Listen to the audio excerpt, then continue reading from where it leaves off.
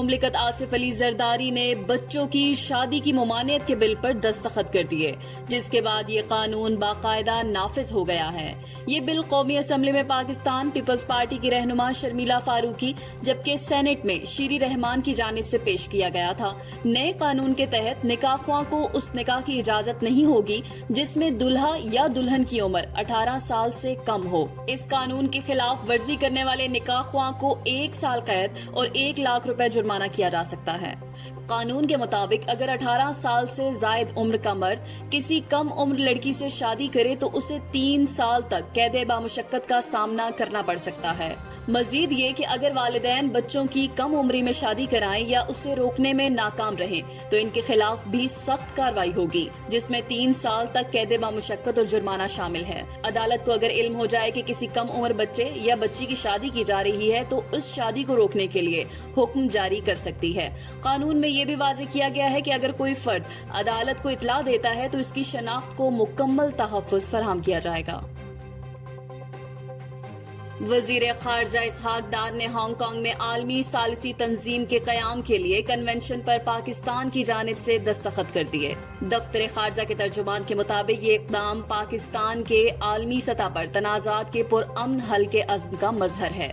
تقریب سے خطاب کرتے ہوئے وزیر خارجہ نے چین کے وژن کو سراہتے ہوئے کہا کہ پاکستان بین الاقوامی ثالثی اور بات چیت کو تنازعات کے حل کا مؤثر ذریعہ سمجھتا ہے۔ انہوں نے زور دیا کہ بھارت بین الاقوامی قوانین کی کھلی خلاف ورزیاں کر رہا ہے، جن میں سندھ طاس معاہدے کی معطلی بھی شامل ہے۔ اسحاق ڈار نے کہا کہ جموں کشمیر کا مسئلہ عالمی توجہ کا متقاضی ہے اور پاکستان ہر سطح پر اپنا موقف اجاگر کرتا رہے گا۔ افغان وزیر خارجہ کا 3 روزہ دورہ پاکستان متوقع۔ توقع ہے کہ افغان عبوری وزیر خارجہ امیر خان متقی جلد 3 روزہ دورے پر پاکستان آئیں گے۔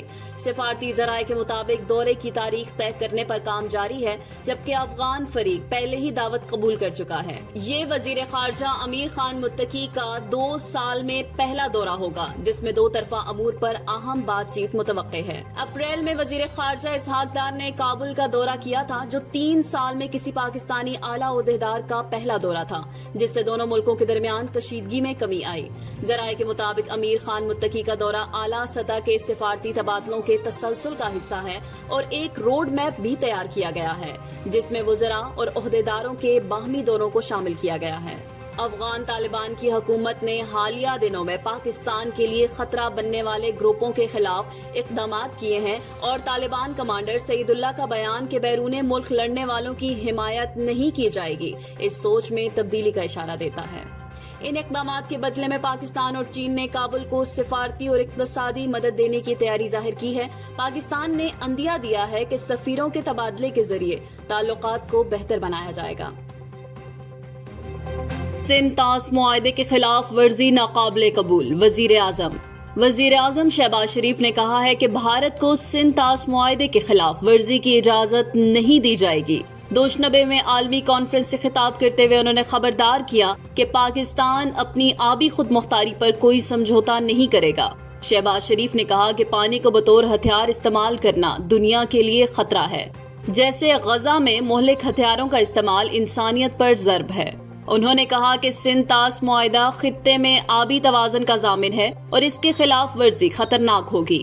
وزیر اعظم نے عالمی برادری سے مطالبہ کیا کہ بھارت کے اقدامات کا نوٹس لے۔ انہوں نے کہا کہ پاکستان ماحولیاتی تبدیلیوں سے شدید متاثر ہو رہا ہے، حالانکہ اس کا کردار نہ ہونے کے برابر ہے۔ گلیشیئرز کا تحفظ پورے خطے کے مستقبل کے لیے ناگزیر ہے۔ روس پاکستان اسٹریٹجک شراکت داری میں بڑی پیش رفت، بھارت سفارتی محاذ پر ناکام۔ روس اور پاکستان کے درمیان اسٹریٹجک شراکت داری میں نمایاں پیش رفت ہو رہی ہے، جو خطے میں بھارت کے اثر و رسوخ کے لیے بڑا دھچکا تصور کی جا رہی ہے۔ پاکستان کی بہتر معاشی ساکھ اور مؤثر سفارتی حکمت عملیوں کے باعث روس نے پاکستان میں بڑے پیمانے پر سرمایہ کاری کا فیصلہ کیا ہے۔ عرب نیوز کے مطابق دونوں ممالک کے درمیان $1 ارب کی 2 طرفہ تجارت طے پا چکی ہے، جبکہ روس سے سستے تیل کی درآمد کا سلسلہ بھی کامیابی سے جاری ہے۔ دی ڈپلومیٹ کی رپورٹ کے مطابق روس وسطی ایشیا سے روابط میں پاکستان کے اہم کردار کو تسلیم کرتا ہے اور بارڈر ٹریڈر کے نئے نظام پر بھی غور کیا جا رہا ہے۔ ذرائع کے مطابق پاکستان سٹیل ملز کی 700 ایکڑ زمین پر روسی ٹیکنالوجی سے جدید پلانٹ قائم کیا جا رہا ہے، جس سے تیل کی ترسیل کے اخراجات کم ہوں گے اور 2.6 ارب ڈالر کی بچت متوقع ہے۔ آئندہ مالی سال کے ترقیاتی بجٹ کے لیے تجاویز کی تیاری کا عمل شروع کر دیا گیا ہے۔ ذرائع کے مطابق سالانہ پلان کوارڈینیشن کمیٹی کا اجلاس 2 جون کو وفاقی وزیر منصوبہ بندی احسن اقبال کی زیر صدارت طلب کیا گیا ہے۔ اجلاس میں وفاقی وزارتوں اور 4 صوبوں کے نمائندے شریک ہوں گے۔ ذرائع کے مطابق اجلاس میں پبلک سیکٹر ڈیولپمنٹ پروگرام کی منظوری دی جائے گی۔ وزارت خزانہ ترقیاتی بجٹ میں 952 ارب روپے تک فنڈز فراہم کرنا چاہتی ہے، جبکہ وزارت منصوبہ بندی کو مختلف وزارتوں اور اداروں سے 2900 ارب روپے کی تجاویز موصول ہوئی ہیں۔ وفاقی وزیر منصوبہ بندی نے پی ایس ڈی پی کے لیے 1650 ارب روپے مختص کرنے کی درخواست کی ہے۔ ترقیاتی بجٹ کی حتمی منظوری وزیر اعظم کی سربراہی میں قومی اقتصادی کونسل دے گی۔ کراچی میں شدید گرمی برقرار، درجہ حرارت 41 ڈگری سینٹی گریڈ تک پہنچنے کا امکان۔ شہر قائد میں آج بھی شدید گرمی کی لہر جاری ہے اور محکمہ موسمیات نے درجہ حرارت 41 ڈگری سینٹی گریڈ تک پہنچنے کی پیشگوئی کی ہے۔ ماہرین کے مطابق موسم گرم اور خشک رہے گا، جبکہ معمول سے تیز ہوائیں چلنے کا امکان ہے۔ تاہم گرمی کی شدت میں کوئی خاص کمی متوقع نہیں۔ ہفتے اور اتوار کو درجہ حرارت میں معمولی کمی آ سکتی ہے، مگر زیادہ سے زیادہ درجہ حرارت 39 ڈگری تک رہنے کا امکان ہے۔ محکمہ موسمیات نے شہریوں کو ہدایت کی ہے کہ وہ غیر ضروری طور پر دھوپ میں نکلنے سے گریز کریں، پانی کا زیادہ استعمال کریں اور گرمی سے بچاؤ کی تدابیر اختیار کریں۔